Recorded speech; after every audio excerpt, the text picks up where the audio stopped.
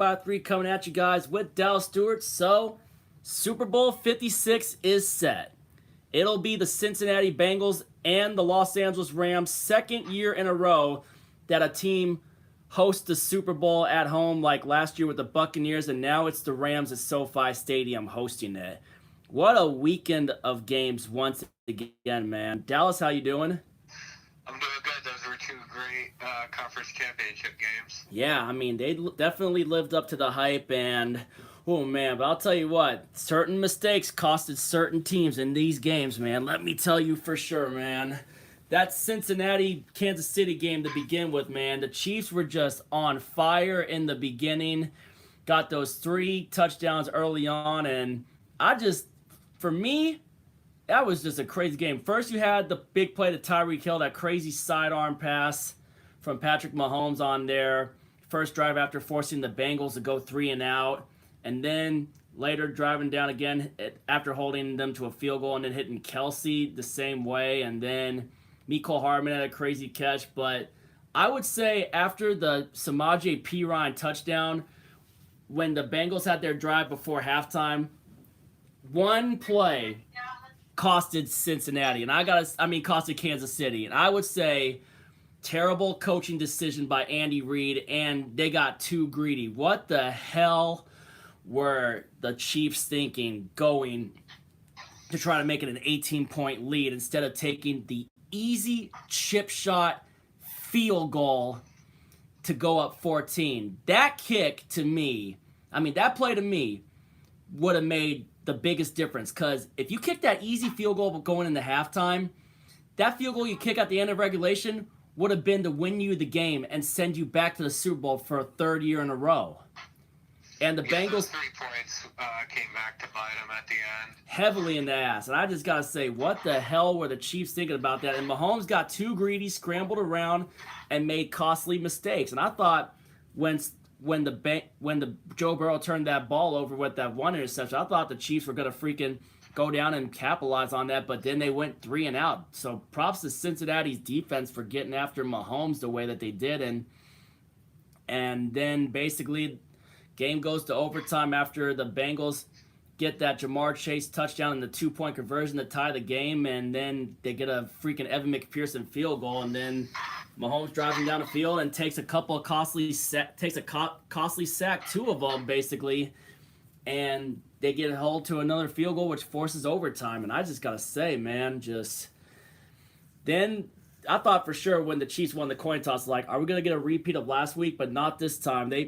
Bengals drop an interception, which I thought was gonna cost them, and then Mahomes tries to wing it on 3rd down to Tyreek Hill and Cincinnati gets an interception off of a freaking tip drill. We've seen that before in conference championships before.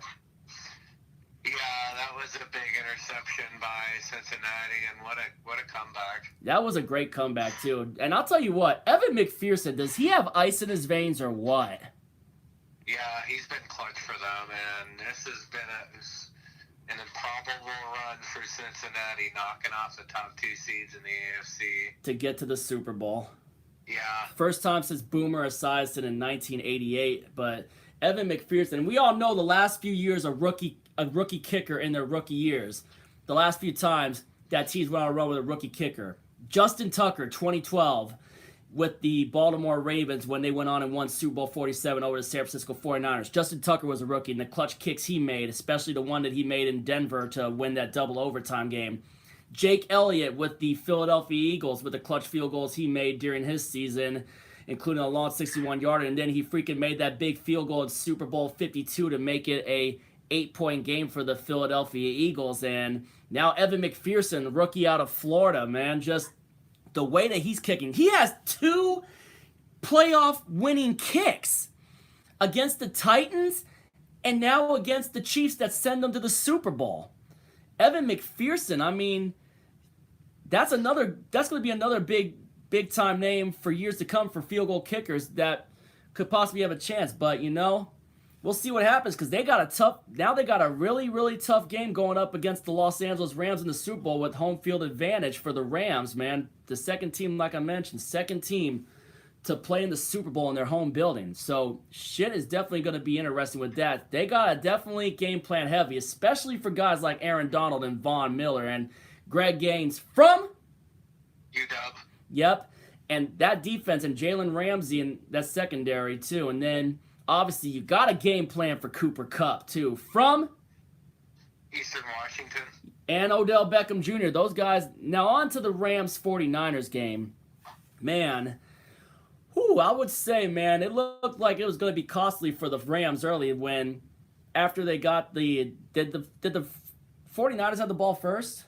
I think they did, yeah. Yeah, they get a quick 3-and-out, and then the Rams go on that long drive, and then I thought for sure when Stafford threw that red zone interception that it was going to be a long night for the Rams, which it was for a little while.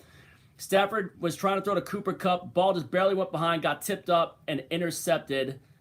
And who got the interception again, Dallas? Jimmy Ward. Yep, Ward picks it off, and then the 49ers go downfield, and no, wait, they didn't get any points. I think the Rams were able to hold them 3-and-out, and then Cooper Kupp scored the first touchdown for the LA Rams. Yeah, he did. And then freaking later on the Niners' next possession, they go down, and all of a sudden, Debo. Debo hit that big play to tie it, and then the Rams were dumb to attempt that long field goal by Gay, and then the 49ers were able to get a field goal before half, and then I can't believe then the 49ers stretched their lead to 10 after that Jimmy Garoppolo touchdown to George Kittle. But man, I will say that I thought when freaking Matt Gay missed that long kick, man, I thought for sure that was going to come back to bite him. But what did the 49ers do that the Chiefs didn't do? They kicked the field goal before halftime. Something that was an easy decision, and I still cannot believe the Chiefs didn't do that, man, but the 49ers did.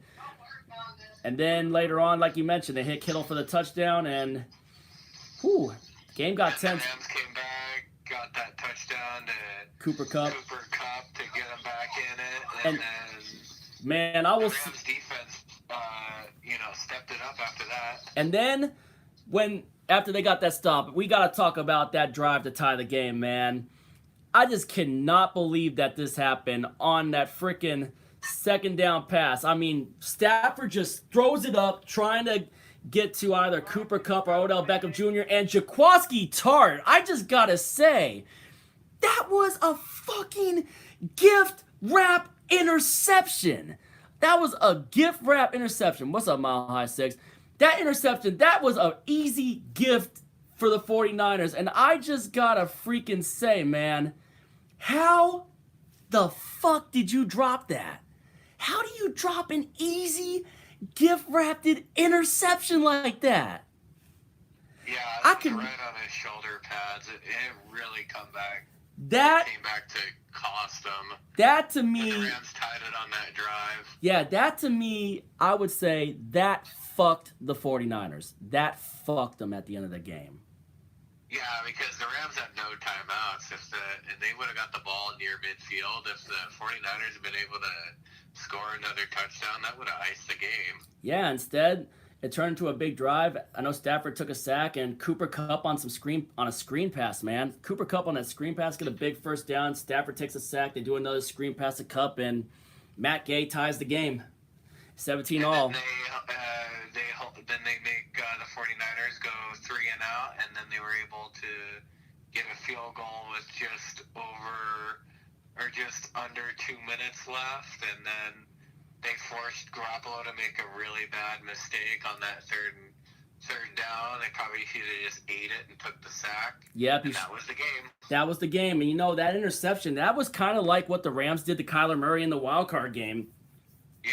Kyler Murray made the same stupid-ass throw that Jimmy Garoppolo made in the NFC title game, and it ended up getting picked off. And I think the guy that picked it off was the same guy that house called Kyler Murray in the wild card. Yeah, and that. And that pretty much put. That was a bad mistake, and it really cost them at the end. And that pretty much put Kennedy Moreno on suicide watch.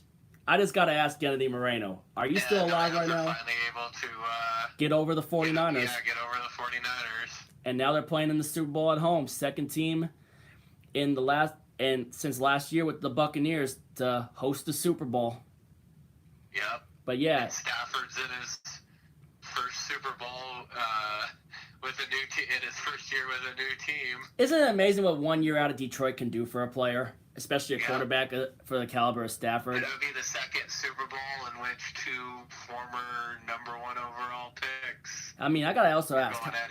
Going against each other at quarterback. I just also gotta ask, how tough is that gotta be for freaking Andrew Whitworth to face his former team in the Super Bowl? Oh, I forgot about that. Yeah, the former lineman who was 0-7 in the playoffs before he came to LA. Yeah, Andrew Whitworth, the longtime former Cincinnati Bengals, now going to be facing his former team. And how about that former Seahawks corner Trey Flowers in the Super Bowl? I can't believe that. Man, yeah, it just. But I'll tell you what, with how good Trey's been doing in Cincinnati, it just shows how bad of a defensive coordinator Ken Norton Jr. was. Yeah. But yep, Super Bowl 56 is set. Bengals versus 49ers, man. I mean, Bengals versus Rams. My bad.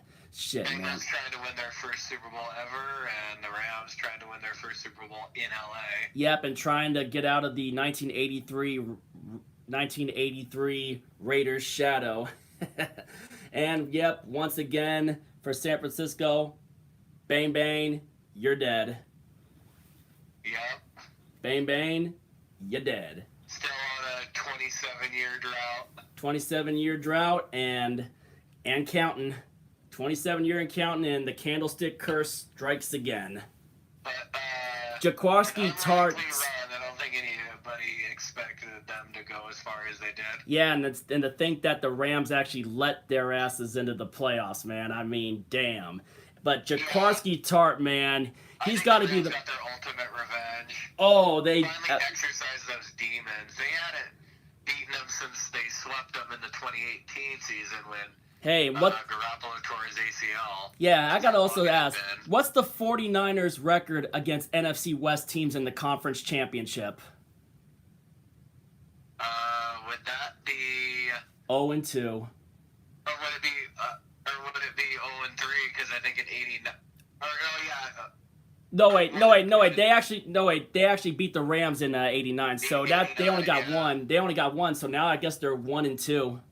Yeah, against the NFC West teams in the conference championship game. Yeah, because they beat the LA Rams with the last Super Bowl they won with Joe Montana, and then they lost to us 2013 Sherman's tip, and now they lose to Matthew Stafford and the LA Rams. Yeah.